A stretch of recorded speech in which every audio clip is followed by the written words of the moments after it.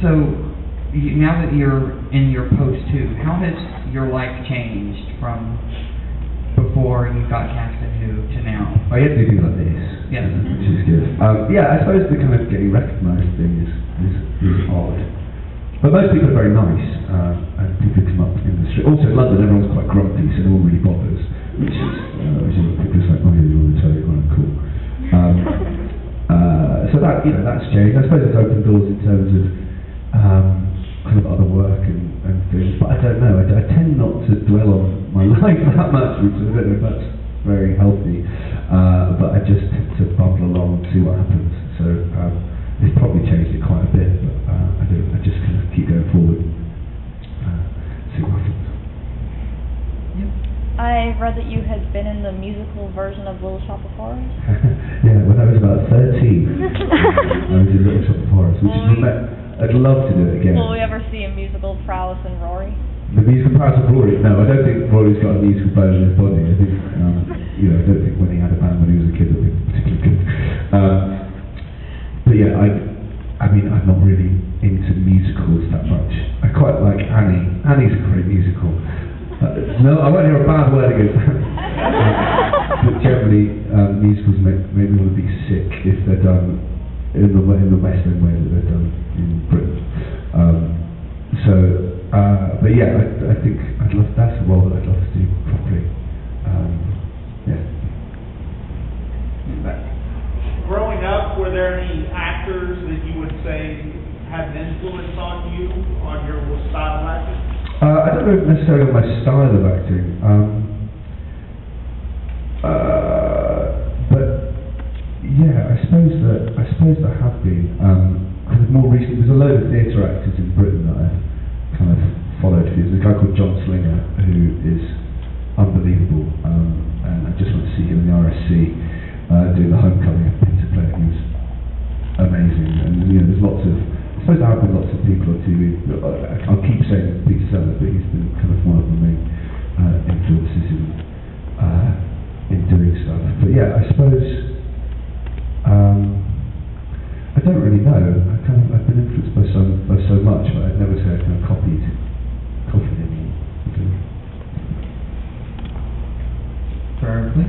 What's the greatest advice on acting that you've been given, and who gave it to you? The greatest bit of advice I've ever had was from Sir Tom Courtenay, who is another one of my heroes. He's a massive British actor. He's very old. I did a series called a Dickens thing called Little Dorrit, and it was my first TV thing. And I thought that when you do TV, you just have to speak very quietly, because everyone says, "Oh, you get really big on stage, and then you just pare it all down." And everyone just kind of bumps all the way through. And I walked past his trailer one day, and he was like, Arthur, come in. God, Tom Collins invited me to his trailer, this is cool. And he said, Arthur, listen to all of the older actors. They all speak up. Don't listen to all these youngsters. They're very, very quiet. It's not very good. So you must speak louder. That was a brilliant piece of advice, I suppose, but just from a brilliant man who has been one of my heroes for years. So. What's your favorite word? I don't know. Oh wow, but there are so many words. I don't know, I'll come back to you. Axolotl. Look it up. Yeah. I've noticed you've done quite a few voices while you're sitting up there. Right. What's your favorite impersonation you do, or one you've really been working on? I don't sit at home working on impersonation. No, it's just my job to do stupid voices occasionally. But my impression of Karen is like that, which is awful. And she gets really offended when I try to do that. Yeah, me and Matt do find ourselves, because we have so much time, just kind of getting ready for while we're setting up shots and whatever. Would you just start talking like this all the time to her? And she doesn't really like it. We've both got these awful Scottish, Mike Myers style Scottish accents. Yeah, won't be glad anyone who gives either of us a job as a Scotsman.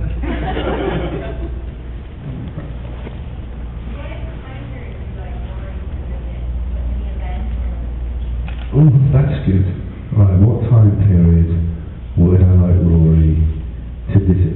There's so many. It'd be quite nice to do like an Earth future one. I know we've done a few, but like, I don't know, like Back to the Future 2.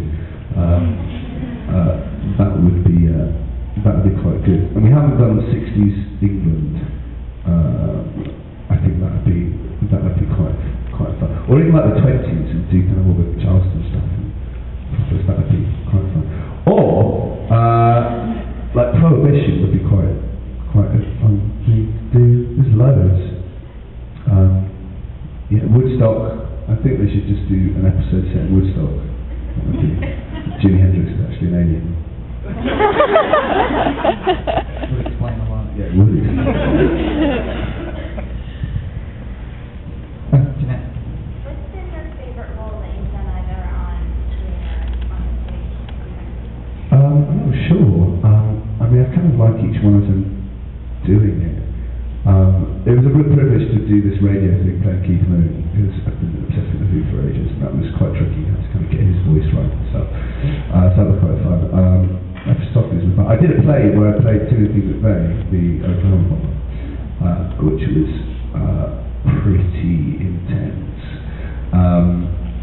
That was a really interesting one to kind of get your head around and do research on. So it was me in an orange boiler suit, which was like in a cage.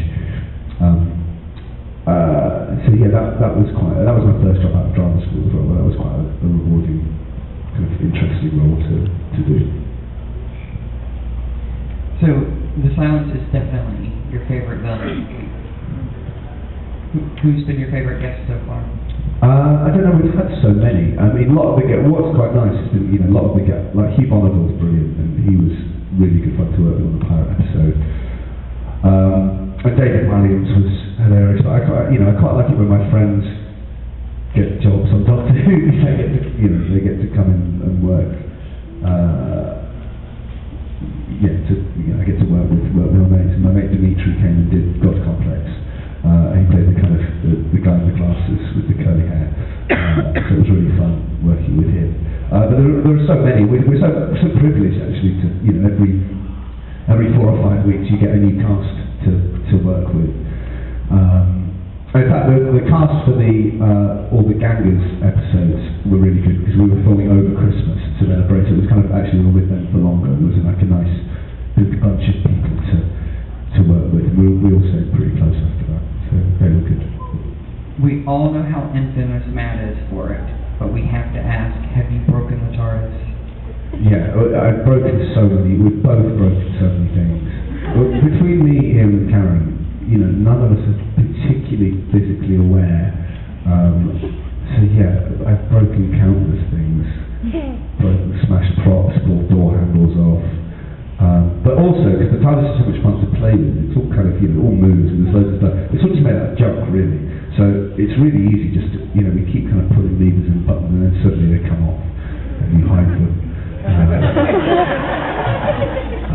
So yeah, you may notice little bits missing, which is probably me just pulling them off by accident. There's these little magnets that I spent hours just messing around with, just to alleviate the kind of boredom of waiting around. I've lost most of those now. So you find bits of the TARDIS in your pocket, So you worked with Matt before. Yeah. How is it coming in and working with him again? It was great. It's a different role, a different relationship, and that was, it's always interesting working with people you know and finding out what your relationship is as characters rather than as friends. So it's been. I think he's such a brilliant actor, and we both respond really well to each other, whatever situation we're in. So it made both of our jobs a lot easier actually that we had worked with each other in the past.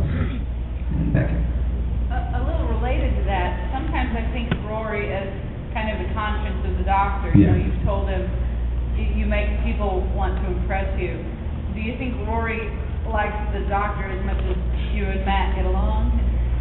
I think so, but in a very different way.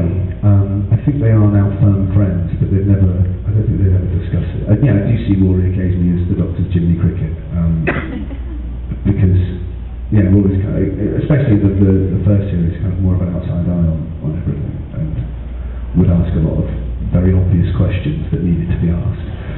But I find that, me and Matt discussed this quite a lot, but I find their relationship really interesting, because Rory hasn't really chosen to be there, but he wouldn't want to leave now, and the Doctor's always put him in danger, but Amy was obsessed with him for the whole of her life, and that's difficult to deal with, but Rory can obviously see where that obsession comes from, and I think they do get on, and I find it really interesting when the power balance shifts, and when suddenly Rory, it doesn't happen very often, when suddenly Rory has a bit more status than the Doctor and things.